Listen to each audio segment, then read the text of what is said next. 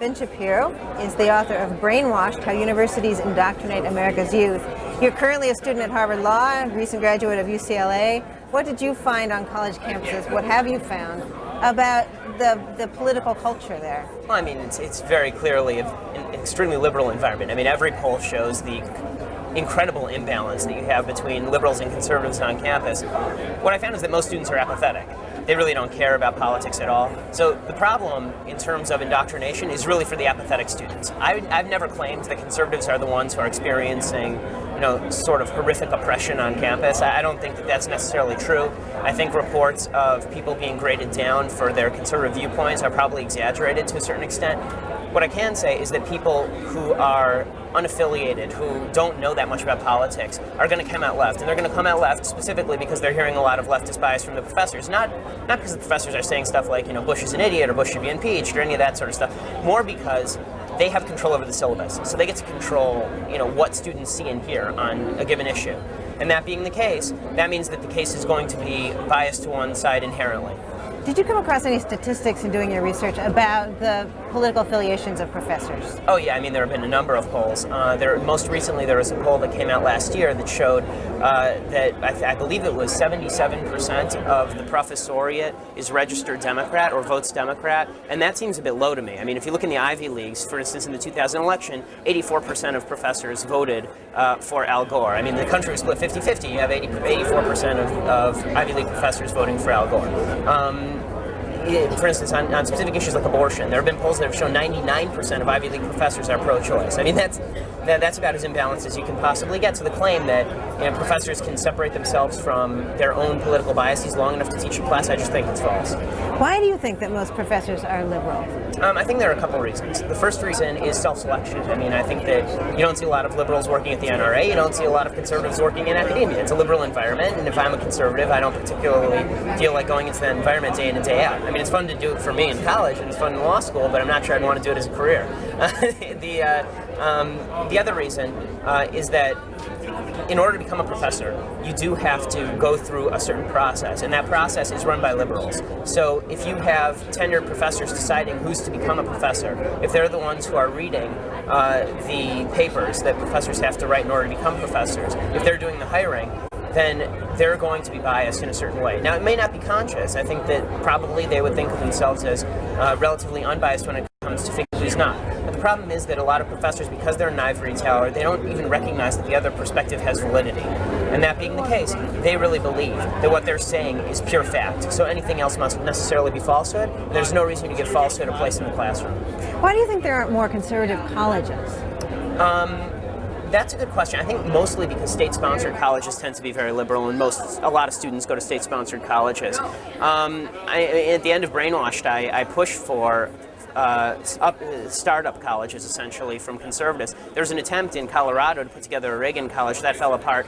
I think part of it is that if you're an alumni, regardless of whether you're conservative or liberal, you have a stake in keeping your school's reputation as high as possible, because then you get to brag about it. So if you're from Princeton, you're going to give money to Princeton. If you're from Harvard, you're going to give money to Harvard, regardless of what's going on the campus. So there's no real reason for colleges to change their policy. They're getting a lot of money. The alumni are going to continue giving money because it's good for their resume, for people to look at their college and say, wow, you went to Harvard, even if they don't agree with the current political policy at Harvard. So if there's no market for it, then and people are unwilling to go out of their way to create a market for conservative colleges, there's not going to be any conservative colleges. What's your personal experience been at Harvard Law School? Do you speak up when you disagree with what a professor says about politics? Yeah, I do, and it's a lot of fun. I think that conservatives need to gauge professors. I mean, one thing some conservative students don't tend to do is realize when professors just want to talk and just sit there, just sit there and listen. If a professor wants to talk, let it go. But I found a lot of professors are very receptive to the argument. They think it's a lot of fun. The left thinks institutionally. The left wants a top-down dictation of policy. They understand something that we don't. Because they think institutionally, because we don't think in terms of top-down control, and the left is fond of doing so, they think in terms of, instead of let's debate one-on-one, we'll take over the university system, and then we'll use it as a club to leverage millions of young people to believe that right-wingers are bad human beings. Or we'll take over Hollywood, and then we will force everybody who is mildly conservative out of Hollywood in order to leverage our points of view down the throats of the American people. Leaving aside the institutional bullies for a second, there are several types of bullying that the left loves to engage in. Their favorite, of course, is racial bullying. They love it. It's their favorite thing. The reason for that is that the left's philosophy is based almost solely and completely at this point on the idea that they stand up for victimized groups. Everything they do is to stand up on behalf of some victimized minority. Blacks, Jews, gays, women, doesn't matter. If you're a minority, they're standing up for you. What that means is that if we oppose their policies, by necessity, the logic is, we hate blacks, gays, Jews, and women. And that is sort of the philosophy that they trot out. It also means that they treat people who are apostates as though there's something wrong with them. They're not. If you're Jewish and you're a conservative, as I am, you're not a real Jew, because that gives the lie to their entire agenda. If it turns out that not all Jews agree with them, then how can they claim to be standing up for all of these victimized minorities? If Larry Elder is a black man and disagrees with them, then it's because he's not a good black man. He's not good at being a black man. He's betrayed his race. That is the philosophy of the left when it comes to race. Now, what they do, the tactics are really what's interesting here. We all know that they use the term racism far too often. They label things racist that are not even close to racist. Voter ID, not racist. But the left says that you're a racist if you think that maybe, just maybe, they should check the name on the voter form with your ID to make sure that you're not voting for Eric Holder, right? I mean, they think that is a racist thing. What they love to do, their favorite tactic, though, is to take a single flashpoint incident, use the media to blow this up into like the biggest thing that ever happened in the history of humanity, imply that all of America is based on the same racism that caused this incident, and then say, and the solution to that racism is liberalism. What they're doing with this gun control stuff, this isn't about gun control. They're not going to pass one shred of this. What this is about is targeting the NRA and demonizing the NRA so that that institutional opponent goes away. Think about it for half a second. What did the NRA have to do with Sandy Hook?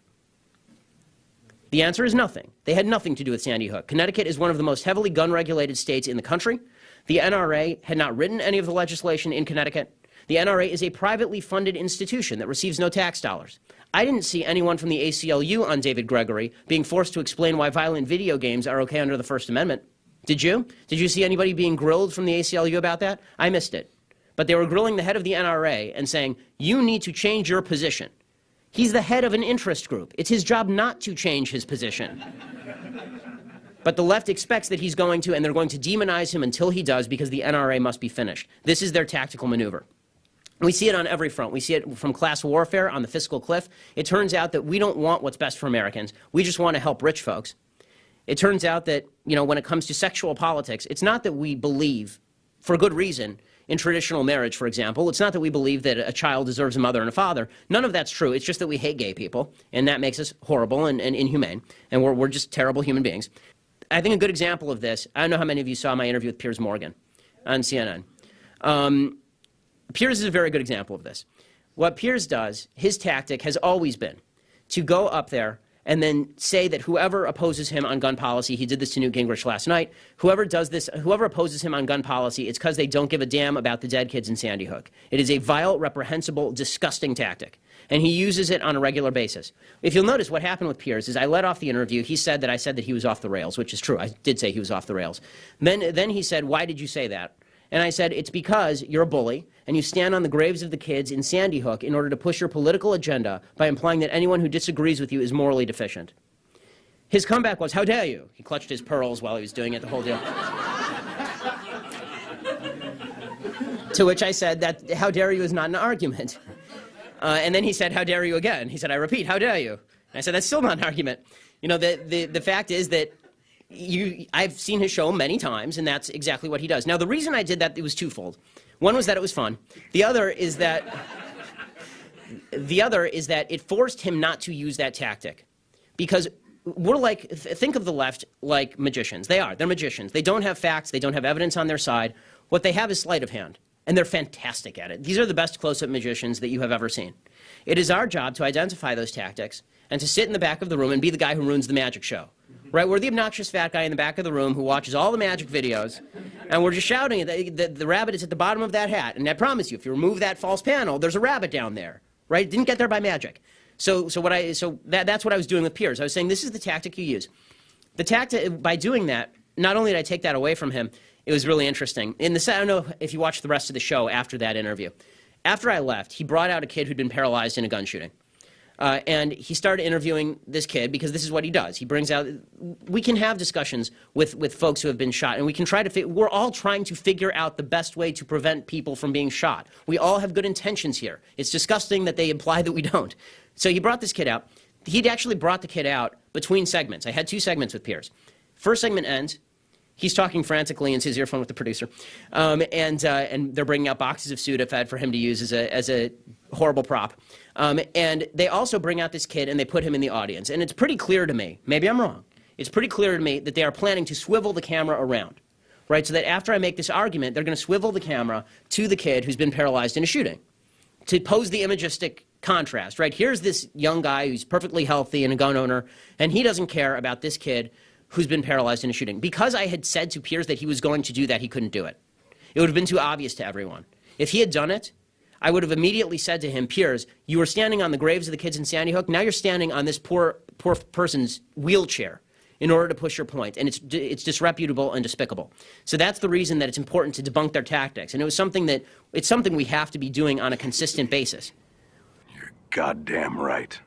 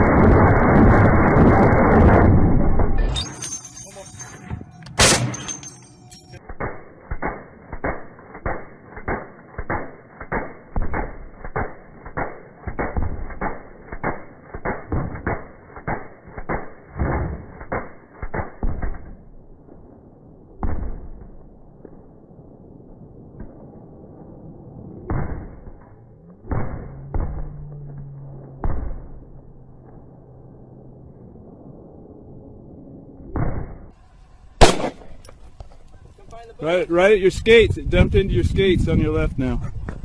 Where? That's the shell. Oh, the bullet.